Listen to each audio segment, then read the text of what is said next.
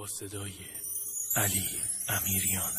خدا حافظ تموم آرزوهام، دیگه هیچ وقت کنارت تو نمیام، دیگه هیچی از این دنیا نمیخوام، دیگه عشقی توی چشمم نمونه، دیگه حرفی واسه گفتن نمونده، دیگه این روزا رو هیچ وقت نمیخوام،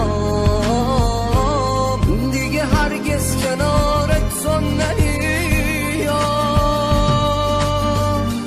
دیگه هرگز نمیخوام اونی باشم که یک عمری خیالش رو میکردم، دیگه من این خیالا رو نمیخوام، دیگه من این همه خوابو نمیخوام. آروم آروم من زیر بارون میرم، میگم حق و نالون، ای کاش میشد خاطر هامون میمون بامون، میشد همون حرف دلامون. آروم آروم من زیر بارون میرم، میگم حق و نالون، ای کاش میشد آرزوهامون میمون بامون، میشد همون حرف دلامون.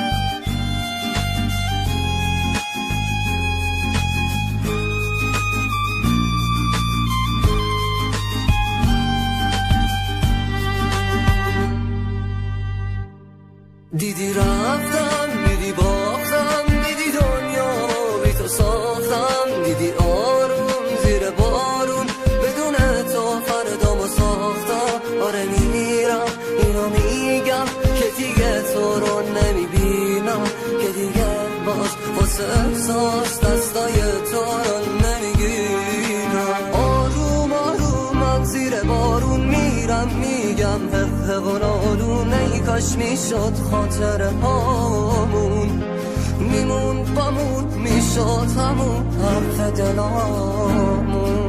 آروم آروم من زیر بارون میرم، میگم حق و نالون، ای کاش میشد آرزوهامون میمون بامون، میشد همون